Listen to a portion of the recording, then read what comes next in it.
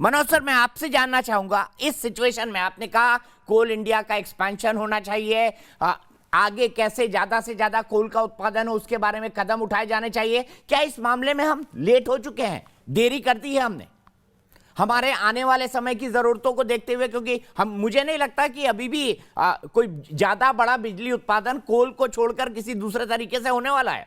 देखिए दीपक, ऐसा है कि इसमें दो तीन चीज़ें हैं। एक तो ये कि मेरा ये मानना है कि जहाँ तक कोल की बात है तो उसमें देरी थोड़ी हो चुकी है। कोल के प्राइवेटाइजेशन में ख़ास तौर से प्राइवेट प्लेयर्स उस समय, अगर प्राइवेट प्लेयर्स इंडिया में इन्वेस्ट करेंगे तो ज़्यादा इन्वेस्टमेंट तब होता है जबकि कोई फ्यूचरिस्टिक टेक्नोलॉजी हो। पूरे के पूरे संसार में कोल के लिए एक थोड़ा रिजेंटमेंट है।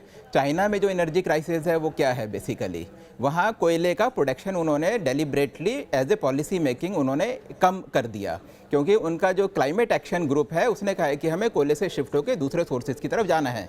अनफॉर्चुनेटली दूसरे सोर्सेज तो आए नहीं और कोयला जो था उसका भी प्रोडक्शन कम हो गया। हमारे देश में भी अगर आप देखें तो थोड़े टाइम पहले हमारे जो दिल्ली के चीफ मिनिस्टर ने ही एक चिट्ठी लिखी थी कि जितने भी आसपास एनटीपीसी के प्लांट्स हैं उसको हम थर्मल पावर के जो प्लांट्स हैं उसके कारण हमारे को इतना नुकसान हो रहा है, इतना पॉल्यूशन हो रहा है, इसके कारण उसको हम बंद कर दें। एक रिपोर्ट आई थी 2 हफ्ते पहले, 3 हफ्ते पहले की रिपोर्ट है वो, कि थर्मल पावर प्लांट के कारण हिंदुस्तान में इतने 10 साल में 50,000 लोगों की मौत होगी, या कोई एक नंबर था बहुत बड़ा। तो ये बात फैक्ट है। तो ये जब रिपोर्ट आती है तो प्राइवेट पार्टिसिपेशन कम होता है, प्राइवेट इन्वेस्टमेंट कम होता है। अगर हम जो प्रधानमंत्री जी ने जो कोल सेक्टर को ओपन अप करने की बात अभी 1 साल पहले करी है, अगर यही 5 साल पहले होती, या फिर खुदा न खास्ता जो विनोद राय जी ने जो एक रिपोर्ट निकाली थी कि कुछ लाखों करोड़ों का नुकसान हो गया, उसके बाद सुप्रीम कोर्ट ने वो लाइसेंस कैंसिल कर दिया, अगर वो लाइसेंस कैंसिल ना होते, उस टाइम पे Deepak ji 90 million ton coal का प्रोडक्शन होता था, वो सारा का सारा एक झटके में जीरो हो गया। उसके बाद फिर ऑक्शन करके जो लाइसेंस दिए वो बात अभी तक भी हो नहीं पाई। जितना टारगेट था उसका मेरे को लगता नहीं कि 20% भी उन्होंने अचीव किया है। तो ये एक इस चीज़ पर हमारी वो है, देरी है।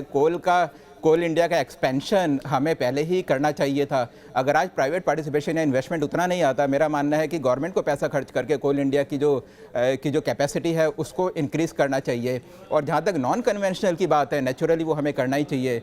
न्यूक्लियर का हमारे यहाँ सिर्फ 1.7% टोटल एनर्जी का प्रोडक्शन है, वो भी हमको इंक्रीज़ करना पड़ेगा। न्यूक्लियर के साथ साथ जो भी नेचुरल रिसोर्सेज हैं, रिन्यूएबल एनर्जी है, उसकी तरफ भी हमको ध्यान देना पड़ेगा। और क्योंकि हमारी इकनॉमी का ग्रोथ अब काफ़ी फास्ट हो रहा है, अगले 1-2 साल में और ज़्यादा फास्ट होगा। मेरे ख्याल से भारत सरकार को अब एनर्जी के ऊपर ही ध्यान देना पड़ेगा। हमारे यहाँ ease of business doing, ease of living या क्वालिटी ऑफ लाइफ उसी से इम्प्रूव होगी जितना कि हम आत्मनिर्भर एनर्जी में होंगे।